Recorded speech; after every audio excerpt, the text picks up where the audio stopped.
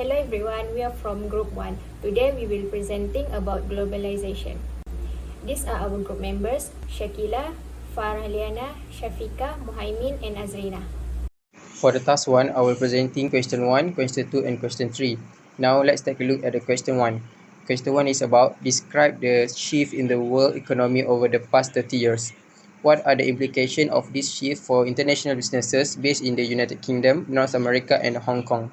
Over the past 30 years, the world economy has undergone dramatic transformations driven largely by globalizations. One of the most significant shifts has been the emergence of new economic powerhouses such as China, India and Brazil, which have grown into influential players in international trade and investment. Technological advancement in communication, information processing and transportation have also played a pivotal role, making it easier and more cost-effective to conduct businesses across borders.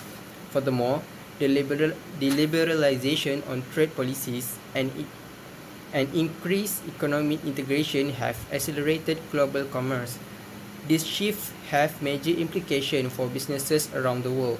For instance, companies in the United Kingdom and North America now face increased competition from emerging markets, but they also have access to larger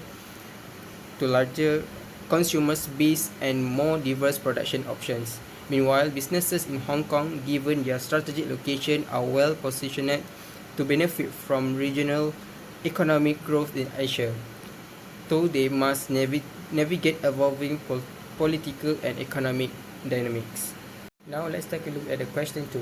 The question 2 is about the study of international businesses is fine if you are going to work in a large multinational enterprise, but it has no relevance for individuals who are going to work in small firms. Evaluate this statement. The idea that international businesses is only relevant for the multinational corporation is outdated and misleading. Small firms are increasingly active in global markets thanks in part to digital technologies and easier access to international trade platforms. Even a small business might rely on global supply chains, sell products through international e-commerce channels, or engage in partnerships with foreign companies. As such, an understanding of international business practice, cultural differences, legal system, and global markets dynamic is crucial, not just for executives in multinational enterprise, but also for entrepreneurs and employees in small and medium-sized firms. The knowledge and skill gained from studying international business help individuals make informed strategic decisions and identify opportunities in the global marketplace regardless of the size of their organizations. The last for my part is question 3. The question 3 is about how have change in technology contribute to the globalization of markets and production. Would the globalization of production and markets have been possible without this technological change? Technological innovation has been central to the globalization of both markets and production. The rise of the internet, mobile communication and data sharing technologies has enabled companies to manage operations, collaborate and reach customers across continents with unprecedented ease. Improvement in logistics and transportation have made global production network not only feasible but highly efficient, allowing firms to source material from one country, manufacture in another, and sell in many others. Without this technological change, the scale and complexity of today's global business environment would be unthinkable. The globalization of markets and production is not merely a byproduct of economic policy or business strategy. It is deeply rooted in the breakthroughs that have allowed for faster communication, better coordinations, and broader market reach. That's all from me. I will pass for the next question to my partner. Thank you, Muhaimin. Now I will continue with question 4. Ultimately, the study of international business is no different from the study of domestic business. Thus, there is no point in having a separate course on international business. Evaluate this statement. The idea that studying international business is no different from studying domestic business is not accurate. While some basic business concepts apply in both areas, international business involves unique challenges that require special knowledge and strategies. For example, businesses operating globally must deal with different cultures, political systems, laws, and currency. They also face higher risks such as currency fluctuation, trade barriers, and political instability. Additionally, understanding how global organizations like WTO, IMF, and World Bank operate is essential for working in international markets. Because of these differences, having a separate course focused on international business is important and necessary. Next, moving on to question 5.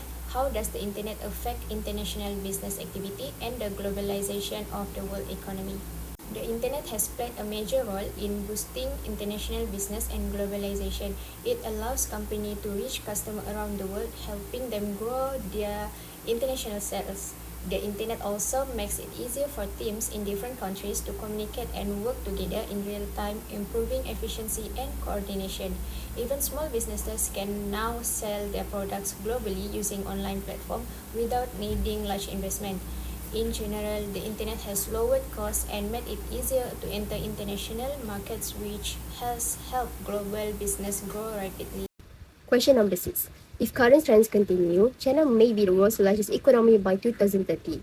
Discuss the possible implications of such a development for A. The world trading system, B. The world monetary system, C. The business strategy of today's European and US-based global corporations, and D. Global commodity prices. The world trade system. Chain power and influence. China will have more say over global trade regulation and institutions such as the World Trade Organization (WTO). It may advocate for reforms that benefits developing countries or oppose Western systems. Trade alliance. More countries may prioritize trade relations with China above traditional Western partners such as US and Europe. Lastly, protectionism versus free trade. If Western nations free trade, they may adopt more protectionist policies to defend their industries, potential to causing trade tensions. B. The world monetary system. Implication for the world monetary system and the challenge to the US dollar. The Chinese yuan, renminbi, may become more frequently utilized worldwide currency, particularly in trade and foreign reserve. This could reduce the dominance of the US dollar. Then, more financial influence. China might have a greater say in international financial institutions such as IMF and the World Bank, potentially supporting reforms that reflect its expanding economic strength. Lastly, currency stability concerns. If the yuan is not fully liberalized or trusted, global investors may be wary, showing its emergence as a global currency. C. The business strategy of today's European and US-based global corporations. First, focus on the Chinese market. Companies may expand their investment in China, recognizing it as the most significant market for growth and innovations. Then, more competition. Chinese enterprises, aided by a robust local economy, may become big worldwide and competitors, compelling Western firms to enhance efficiency and innovations. Lastly, supply chain adjustment. Western businesses may reconsider their supply chains either by boosting links with China or divert to lessen reliance due to political and economic threats. D. Global commodity prices. First, we have increased demand for commodities. As China expands, demand for energy, metals, food, and raw materials will rise, possible to rising global commodity prices. Then, increased price volatility. Because China has significant impact on demand, any downturn in its economy could result in severe decreases in commodity prices. And last, new supply agreements. China may reach a long-term agreement with resource-rich countries, reshaping global trade patterns and also potential to limiting supply access for other countries. And that's it for question number 6. Hello everyone, I'm SHAFIQAH, and in this presentation, I will be discussing question 7, which is based on Boeing's global production system. I will go through parts A to E and explain the benefits, costs, and implication of Boeing's decision to outsource manufacturing. Firstly, the benefits to Boeing from outsourcing components of the Boeing 787 include significant cost saving by using cheaper labor in countries like Japan and Italy. Boeing also gains access to specialized suppliers with advanced technology, allowing for better quality parts. Outsourcing helps speed up production by spreading tasks globally, and it let Boeing focus more on design and integration, which are its main strengths. However, outsourcing also brings several risks. There could be quality control issues if suppliers do not meet Boeing standard. Delay in shipping or production can affect the entire supply chain. Other than that, communication across time zone and language can also cause misunderstanding. And finally, Boeing may become too dependent on foreign suppliers, which can be risky in times of political or economic instability. In addition to foreign subcontractors, other beneficiaries of Boeing's outsourcing include the local economies in countries where parts are made, such as Italy, Japan, and South Korea. But there are also losers such as US-based workers and smaller American suppliers who may lose contracts. This can negatively impact the American manufacturing sector. If Boeing decides to keep all production in the US, it would likely increase costs due to higher wages. While it might create more jobs for Americans, it could also slow production or limit access to certain specialized parts. On the positive side, it would support local communities and reduce the risk associated with overseas production. On balance, I believe that Boeing's outsourcing is a good thing for the American economy. By outsourcing, Boeing can reduce production costs and stay competitive in the global market, which is essential for maintaining its position as a leading aircraft manufacturer. This cost efficiency allows the company to invest more in high-skilled jobs in the US, especially in research, design, and engineering. So that's all for my part. I will pass to the next presenter.